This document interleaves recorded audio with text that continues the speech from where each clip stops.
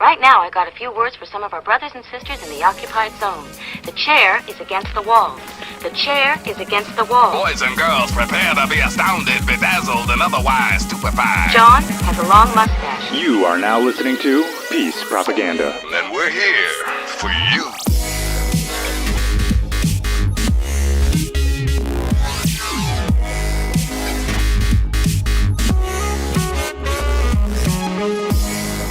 You can be the captain, I will draw the chart, sailing into destiny, closer to the heart.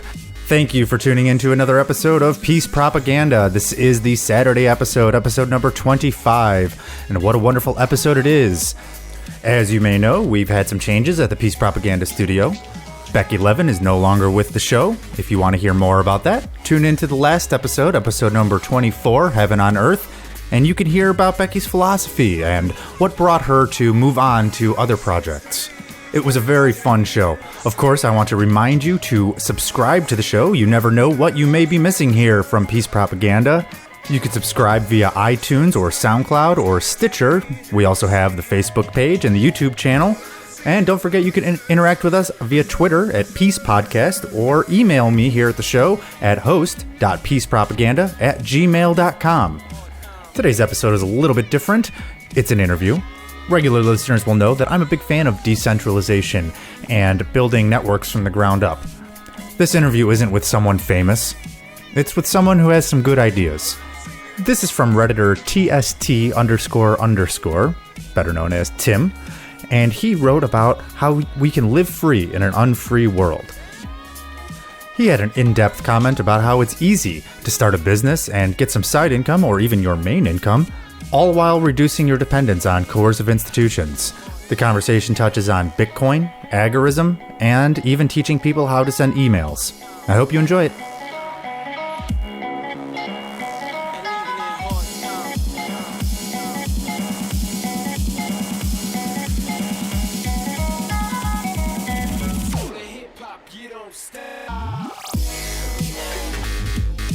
All right. Well, thank you so much for being on the show today, Tim. I'm glad to be here. Seriously, I was super honored by your message you sent me on Reddit. I know you, Tim, through Reddit, and I saw that you had posted a rather long and rather insightful post in regards to putting forward practice rather than theory, and you sort of outlined, several very practical things that someone could do in their own life as far as advancing their own career, but also advancing the ideas of liberty and not, living as a pauper. And I really liked it. So first of all, just for the audience sake, you're calling in from Germany, is that correct? Exactly. So let me ask you first, what got you into these ideas? Obviously, we're not exactly the majority stakeholders in society. There aren't that many of us. So, what brought you over to anarchism? Do you call yourself an anarchist, or what label would you put on yourself? Most often I would call myself a voluntarist, I think, because for me it's just that the definition of anarcho-capitalism is more of a political philosophy and less about daily life. Yeah, I can agree with that. Yeah, but I can start at the beginning, basically. Also, I'm really sorry for my terrible accent. Oh, you sound great. Don't even worry about it. Okay. I started, I think, I came from mainly from the idea of privacy and IT security, etc. And started with people like Eric Stallman, etc., which is really nice because I saw some of his original blog post he wrote, and I'm not familiar with him. Could you enlighten myself and the audience? Who is this? Yeah. Eric Stallman, you said? Raymond, sorry. Oh, Raymond. I said Stallman, but it's Raymond. Eric Stallman is one of the early advocates of open source software, actually. Oh. And he and Richard Stallman, is his name, these two started it, and they were just basically two roots, I'd say, in the free software movement. There's the open software and the free software. And Stormer's idea was that you can sell software actually. And other parts of the free software movement won't allow it, let's say this. And he was libertarian, and I just came to his website, and he wrote a really, really famous essay, which is called, I think, How to Be a Hacker or something like that. It's basically about the mindset of a hacker, which is something a lot of NCAPs I see have a similar mindset, which is just, it's pragmatic, it's simple, it's a bit Zen-like, I'd say. Yeah, I could see that. From what little I know of the IT crowd, especially in the early days of information technology, it seems like there was a disproportionate number of what you might call libertarians or ANCAPs or voluntarists. Yeah, exactly. And this is really, really interesting because the early crypto anarchists had ideas about cryptocurrency, etc., 10, 20 years back. So it isn't a new idea, it isn't a new movement. It's really interesting. And I saw one post about Robert Anthony Wilson, and he's the guy who wrote Illuminatus. And this is also one of the books which was really popular in the hacker community. And he also, which pretty interesting, he parodized Ayn Rand in his books and the libertarian movement, but still he had always this critical standpoint against the government and, let's say, attitude, this general attitude about freedom. And actually, the first time it was on Eric Raymond's website where I read about the term libertarian, which is basically unknown in Germany. Really? Yeah. There is a party which is based on classic liberal principles, but this is as capitalist as it gets, let's say. That's interesting. I wasn't aware of that. So there's not exactly a big freedom movement going on in Germany then. No. Oh, that's interesting. I take it from what you're saying then that you are in the IT field. I was actually, but then changed. It's a long story. Fair enough. But you clearly have some background in information technology and network security. Exactly. And actually, there is a small movement of libertarians now in Germany, maybe 1,000 or 2 or so. But it's neglectable. The Pirate Party, on the other hand, is pretty popular. What would be the difference there? Is the Pirate Party, I'm guessing, is for state laws protecting net neutrality, things like that? Exactly. This is pretty big in Sweden, I think. And Germany is still a small party, of course, but people know the name and they know about it. And they actually liked it, but they're still try to use governmental force.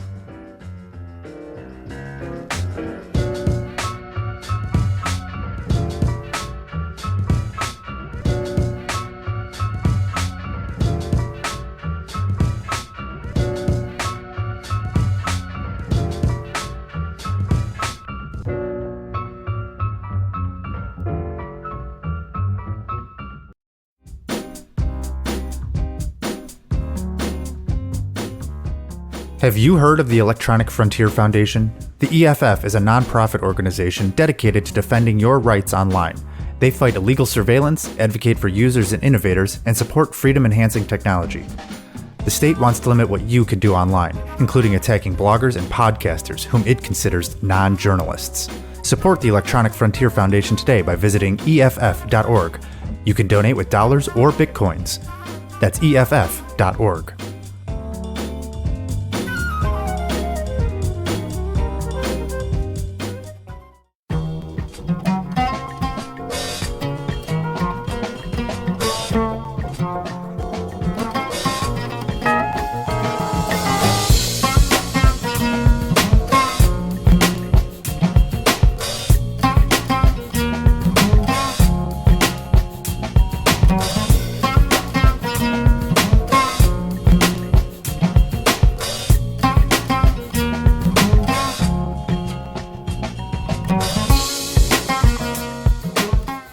why don't we maybe touch on the post that brought you here?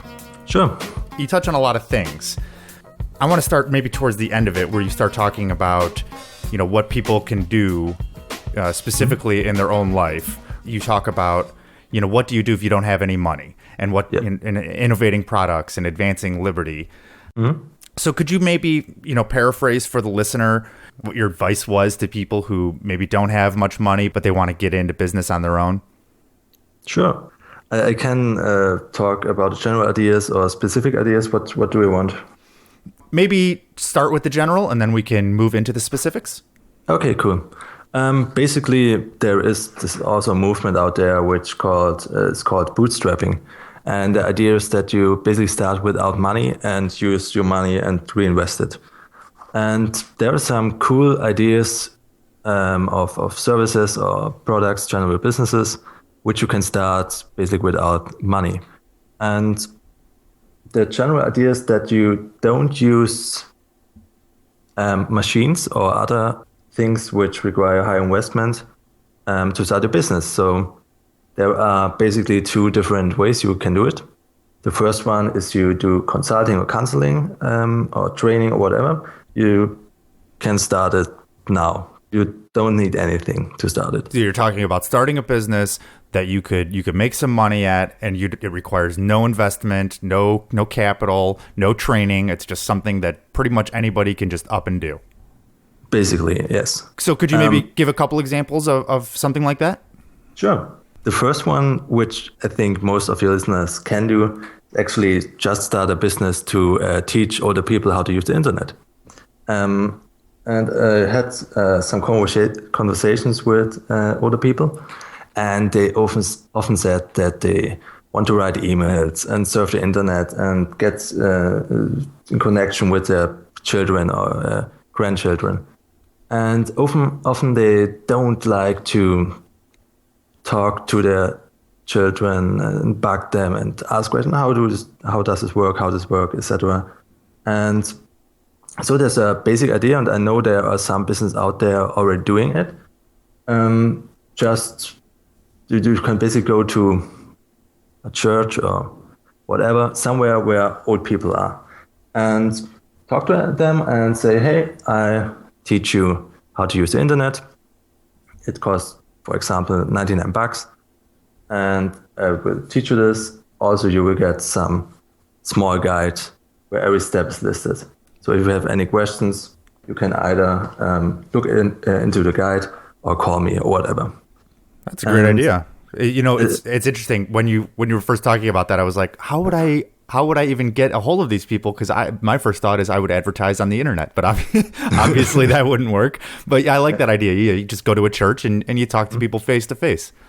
Exactly. And here are some clubs maybe for older people who just want to learn new stuff.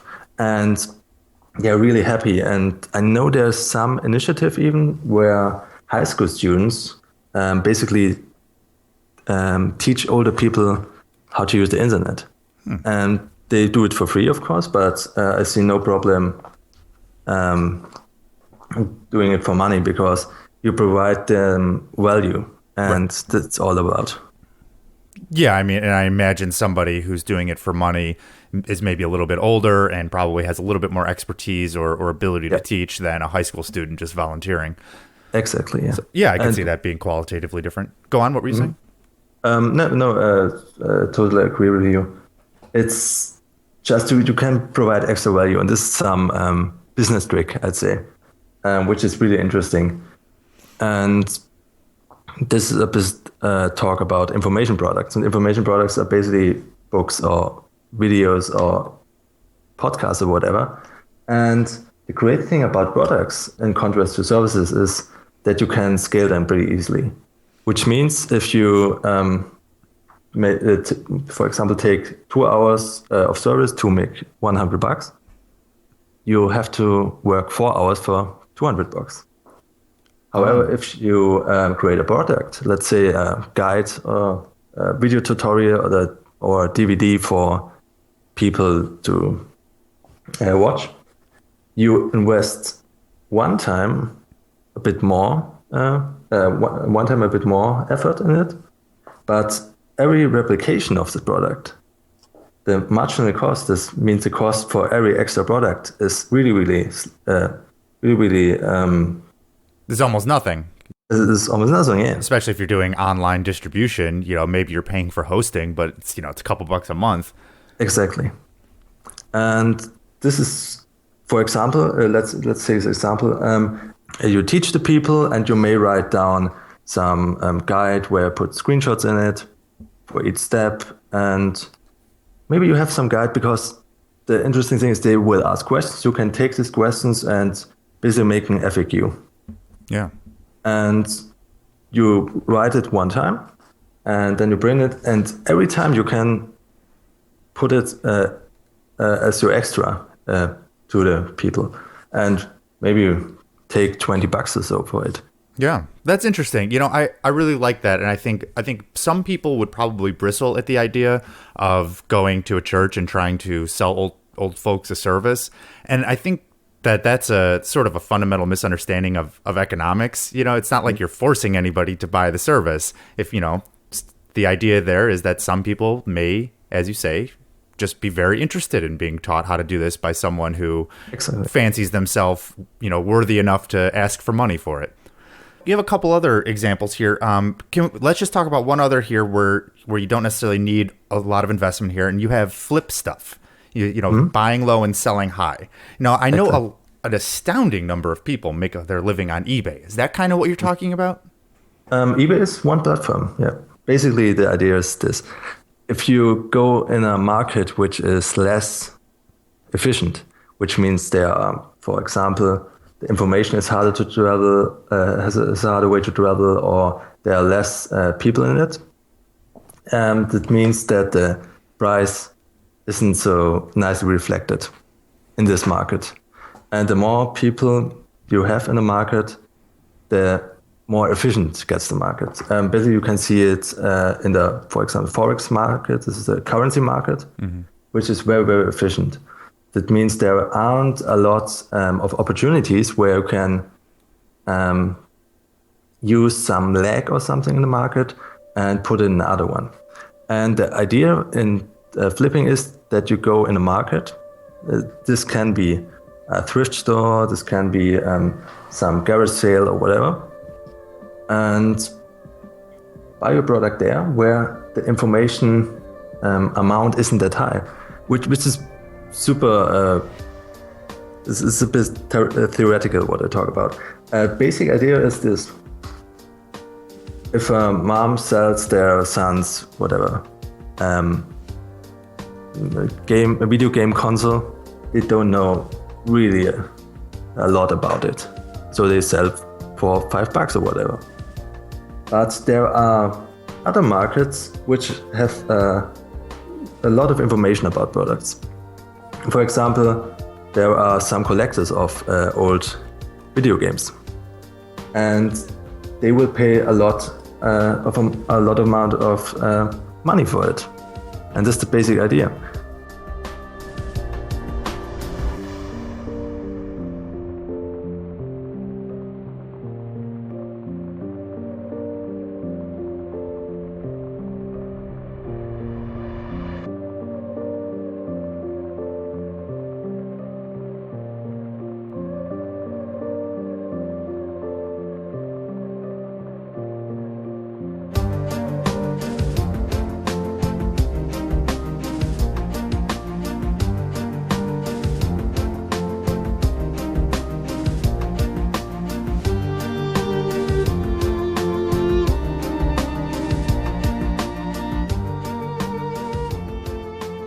Another one of your topics here was advancing liberty, which is providing better alternatives. This is I imagine the philosophy of agorism, which is building a new world in the shell of the old, right? Mm-hmm. And so, could you maybe give like a general overview of how somebody might get into agorism of advancing liberty? Generally, agorism is not that easy to get into, which is pretty self-explanatory. if you think about it, because a lot of people are working in a gray or black market. However, there are other ways. And I think a great example is Uber, which works in a gray market, I'd say, at the moment. They took an industry which was highly regulated and licensed and created basically a marketplace for it. If you really want to go into the real agorist markets, I think there are some resources out there. However, you have to be informed about the possible results which can happen. Sorry, what do you mean by that? If you start an agorist business, you have to expect that every day your business can get shut down and that you can lose everything you have. That's true. Yeah. Well, I see here the first thing that you have listed, and of course for the listeners, I'll link the comment here that we're talking about in the show notes. But the first thing that you have listed here is education. Yeah. And it seems like there's definitely a lot of room for that. Definitely. I wouldn't say it's classical agorism, let's say. Khan Academy, for example, is a great example for this. Or just people starting educational sites or doing a blog or doing YouTube or whatever. And the basic idea is just that you look at different functions which are currently operated by the government. And just you said education or social security or energy or whatever. And the interesting thing is that a lot of big corporations and the government aren't really utilizing new technology, which I find a bit strange. Well, anybody who's read any Mises would know why that is. They just have no interest, right, in updating their technology. Yeah, that's true.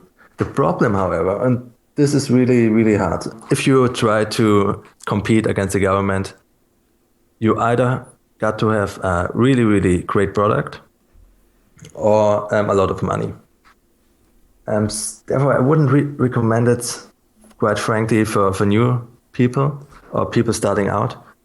If you maybe quite smart and you want to do some investment rounds and all that stuff, then you can do it. And actually there is a startup incubator called Y Combinator. I can link you to it. And one of its founders, Paul Graham, writes essays, and he basically writes that there are some industries he's eager to found people and to disrupt.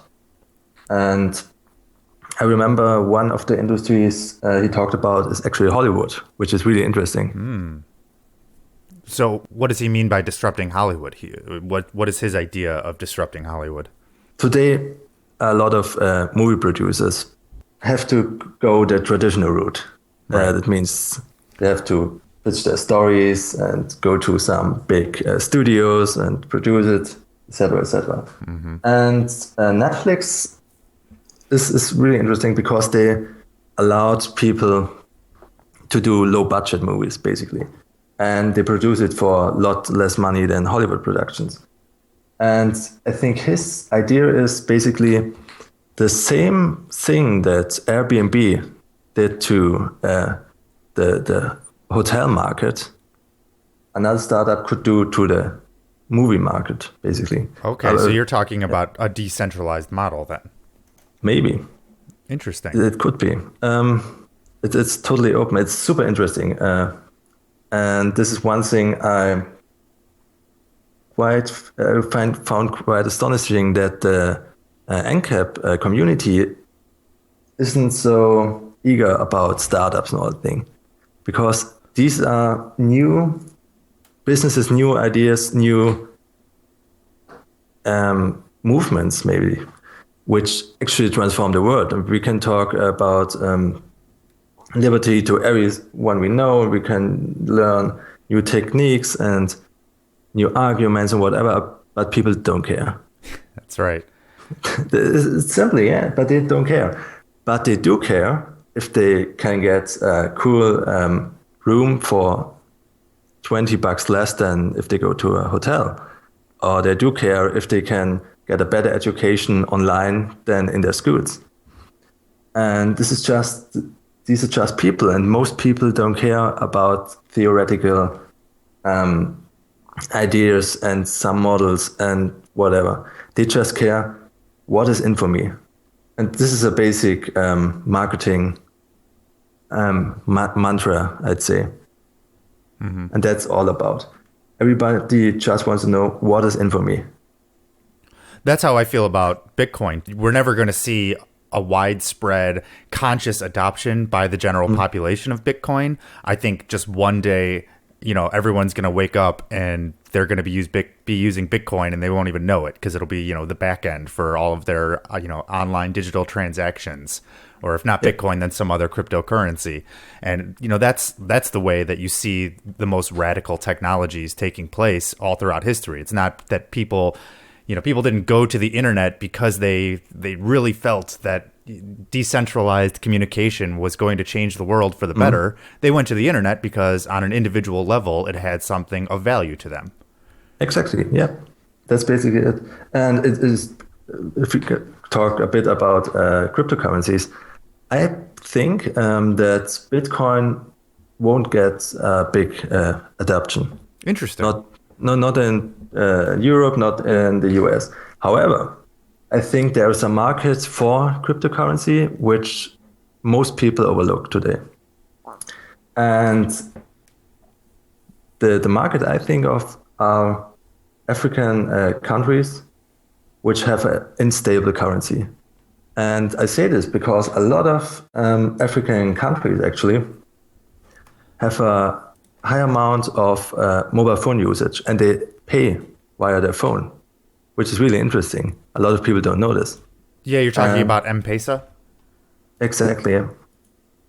And I can think that in a few years after this first rush, basically it's the third rush today. First rush was around 2010, then 2012, and now 2013 was the high. Mm-hmm. I can think maybe slowly it's going to adapt it in such countries where people don't trust their currency. Yeah, that's certainly one use. I had a cryptocurrency special early on in the career of this podcast, and that was basically my thesis, which was the best use case in the current world is for remittance payments, for people traveling abroad and then sending money back home. I think we're going to see a lot of growth in that market from cryptocurrencies. So that's interesting, though. So is your contention then that cryptocurrencies generally will never see widespread adoption in developed countries? I don't think as long as the currencies are stable enough, no. Okay. So I guess then the next question would be, do you think that the currencies in developed countries can be predicted to be stable in the medium to long term? In the medium term, maybe. Next 20 years, I could think that they are stable enough. If you look back at the inflation of the US dollar, which was pretty high the last 20, 30 years, and still people didn't really care. Because it didn't hurt that much. That's true. If it starts to really, really hurt, people are going to start to look for alternatives. As long as it isn't a real problem, they don't care. It's basically humans have an inertia. They just do what they do, and what they did yesterday, they probably will be doing today. And yeah, it's basic marketing, basically. Mm-hmm. If you want to sell a product, you can either try to generate some desire, which you can do if you have $500 or $1 billion laying around. However, real great products and real great marketers do another thing. They look for existing desires, for existing problems in the market, and just write on them. And this, for example, is a great, Apple is a great example. The idea of a smartphone, I think, is maybe 10, 15 years old or so. But people hadn't the need for a smartphone back then. The infrastructure wasn't there, and the internet was too slow and too expensive and all the stuff. And slowly trends are starting to emerge. And then someday the trends is going to grow big enough. And if you place your product then on the market, then you can profit highly. Otherwise, you don't. And I think Stefan talked a bit about this, that a lot of ANCAPs don't seem to understand the market enough. They just try to do always the same, always the same, always the same. But if you try always the same and it doesn't work on the market, you don't have money anymore. You run out of money, you're going to bankrupt. That's very true. Well, hey, we're running short on time. I'm definitely going to link what you said in your comments because they're worth reading. I highly recommend that the listeners go through and read these comments in detail because you really laid out a lot of valuable material.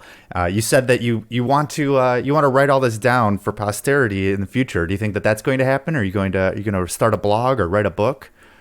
I'm thinking about it. Basically, it's a bit about the market again. I don't know if it's big enough now in the community. Maybe if I include more general libertarians. So it's a bit unsure at the moment, let's say. But if people have interest, I would love if they just write me and message me. Wonderful. If they have questions, they can, of course, ask for advice. Wonderful. And of course, I will, in that case, I'll link your username in the show notes. Mm-hmm. But if people don't want to go to the show notes, it looks like your user TST ____. Is that correct? 2 underscores. Oh, 2 underscores. Okay. Yeah, so, I think, yeah. TST ___. But again, that'll be linked in the show notes, and all you'll have to do is click on it, and it'll bring you right to Reddit, where you can communicate directly with Tim if you have any questions about anything that he said today. So, Tim, do you have anything else that you would like to tell the audience? I'd like to tell them that this is one thing Max Huster said, and Max Huster is a guy which is quite famous in the startup community. And he said that one thing most people do, and if you do it, you are more into the process than 95%, and this is just starting. Start and you're in the game. That's right, 90% is just showing up, right? Yeah. Very good. Well, hey, thank you so much, Tim. I really appreciate you taking time out of your day to be on Peace Propaganda. Sure. Thank you. You have a nice day. Goodbye. Ciao.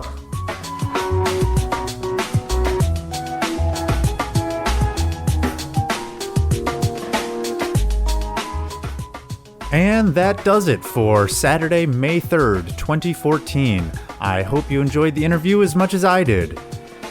Be sure to tune in on Wednesday for another great episode of Peace Propaganda. Have a great week.